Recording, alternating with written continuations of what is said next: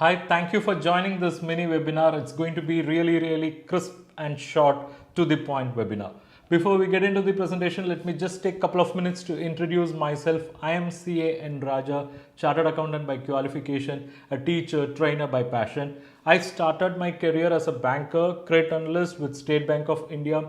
Worked for a period of 4 years. In very short period, I had the opportunity of becoming team leader, credit processing cell. So worked on 250 plus projects. It's 5,000 crore plus size.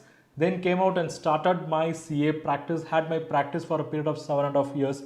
Alongside had this teaching training. Thanks to technology, today through online, I teach 2 lakh plus students all over the world, basically on banking, credit and financial analysis, and majority of them are working banking executives. I'm really glad that my courses are helping them, and I'm sure this course will be relevant and useful for you as well. Let's get into the webinar. Let's move on to debt service coverage ratio and an analysis. See, debt service coverage ratio is a ratio which is going to measure the repayment capacity of the borrower.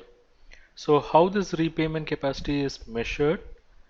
We know it is debt service coverage ratio, but again that is divided into 3. We have gross DSCR,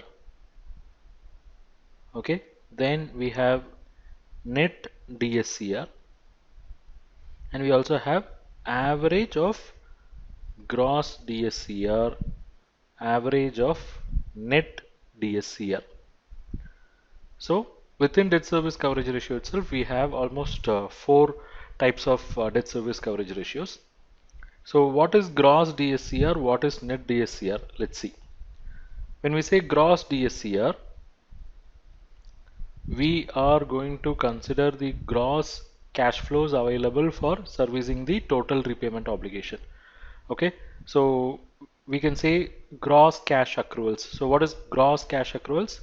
It is PAT minus dividend plus depreciation plus interest on term loan whole divided by interest on term loan plus principal repayment.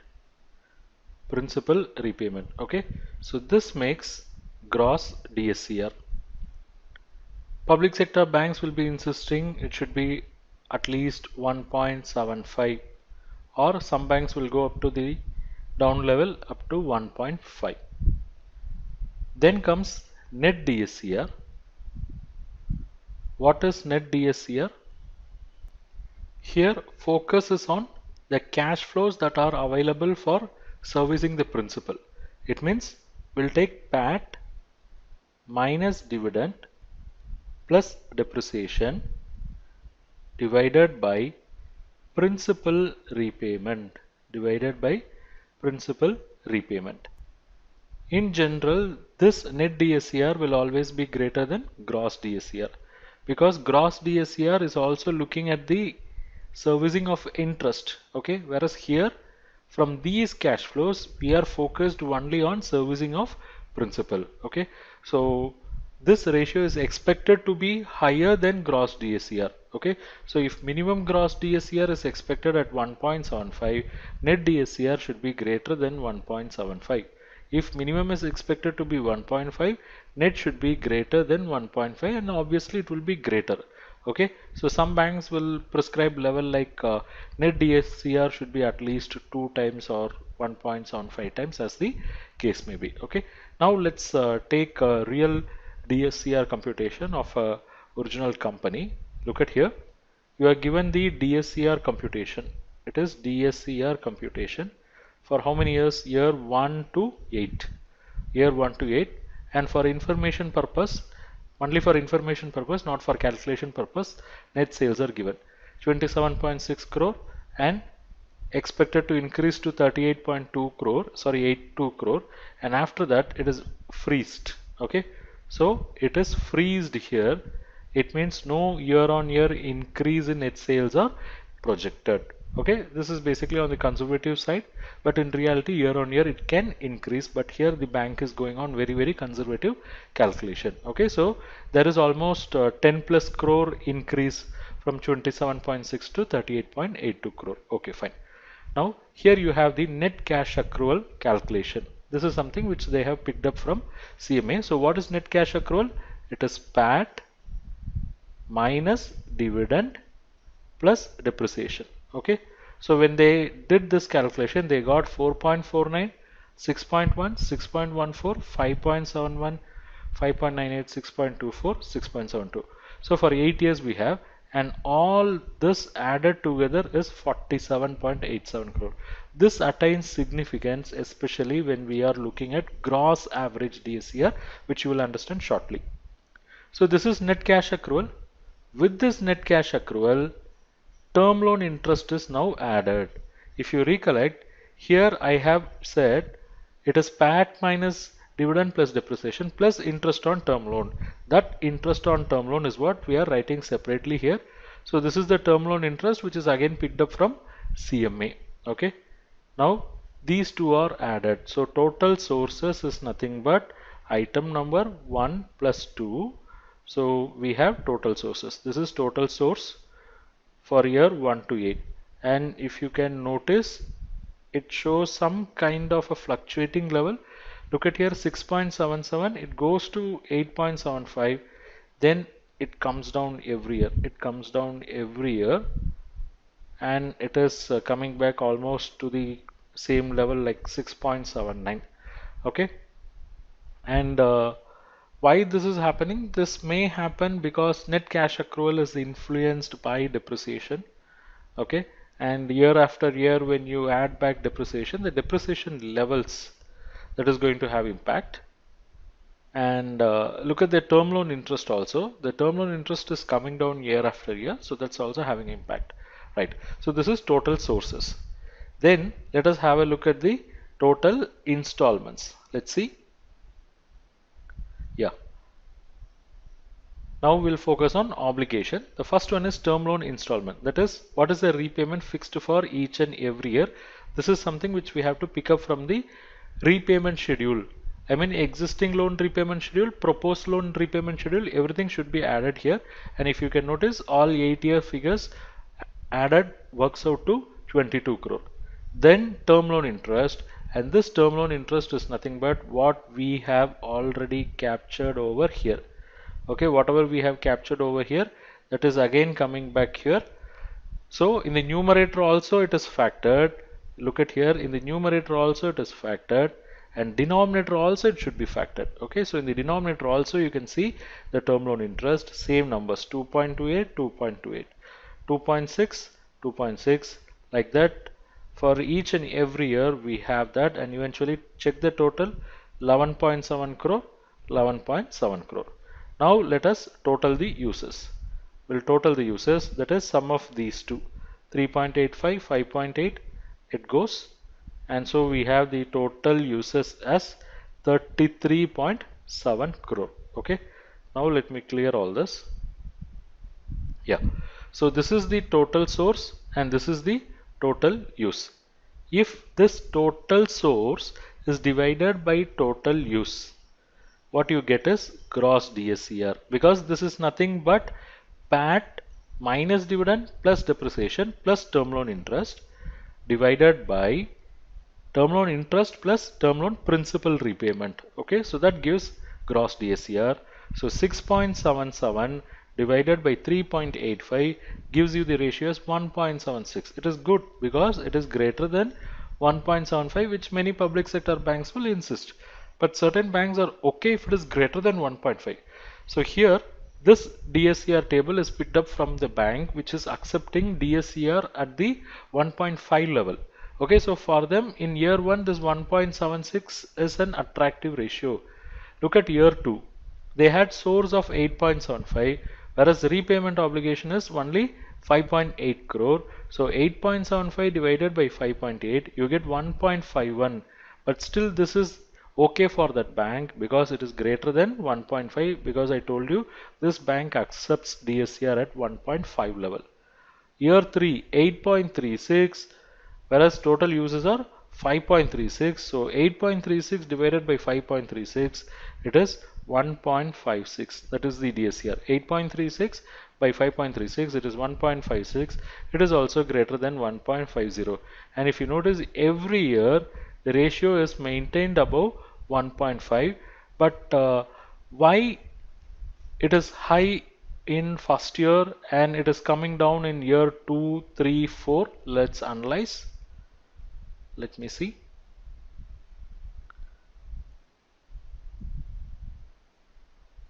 Sorry. Yeah. See, in year 2, sources have increased actually. From 6.77, it has gone to 8.75. But on the other side, look at the term loan installment. It got doubled. Okay. Term loan interest also increased. So the increase from loan, that is 8.75 minus 6.77, the increase is only 1.98 crore. But here, if you note the increase, 5.8 minus 3.85, it is 1.95. Okay, so there is almost equal increase. That's why DSCR could not be maintained at the same level. See, denominator should come down ideally. When numerator increases and when denominator is also increasing at the same level, DSCR will come down only. When numerator increases, and if DSCR, the denominator remains same, DSCR will increase. But here both of them almost moved in same direction, so DSCR has moved in opposite direction. And look at here, from 8.75 it is coming down. When it is going up itself, the ratio is not improving, it is coming down. And one relief is total uses has come down. Okay, so that is going to give a relief, and that's the reason from 1.51 it had increased to 1.56. Okay, fine.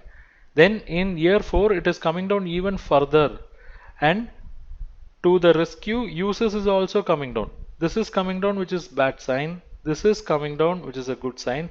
That's why the ratio is maintained above 1.5 itself.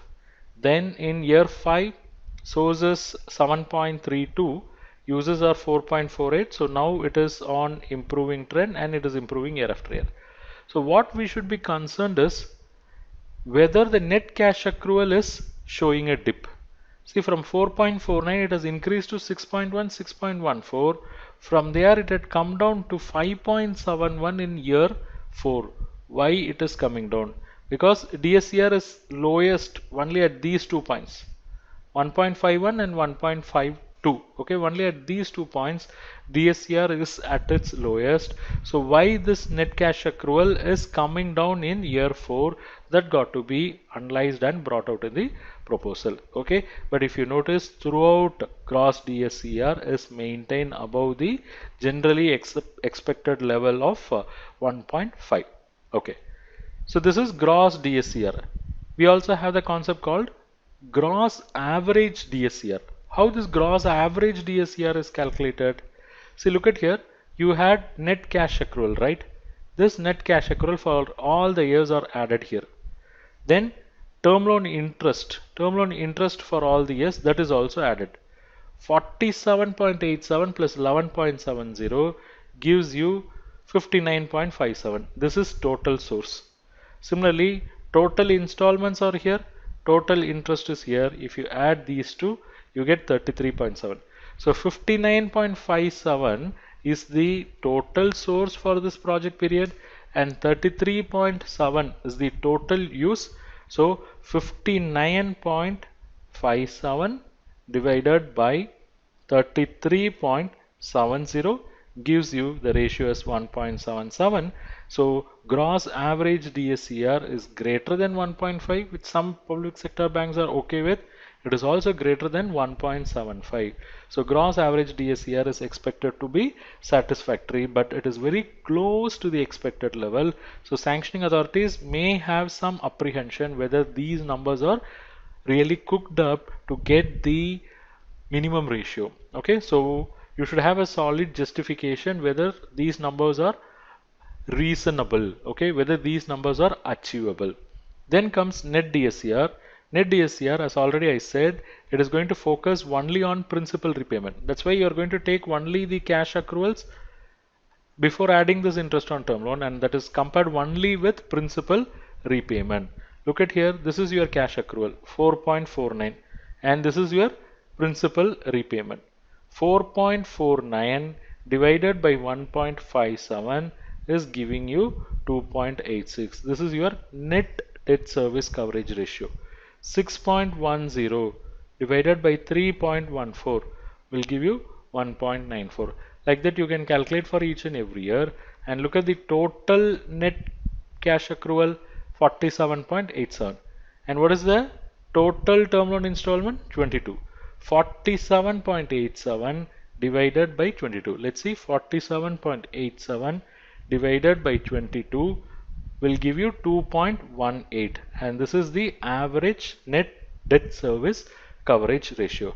So this is how gross DSCR, net DSCR, gross average DSCR, net average DSCR are calculated.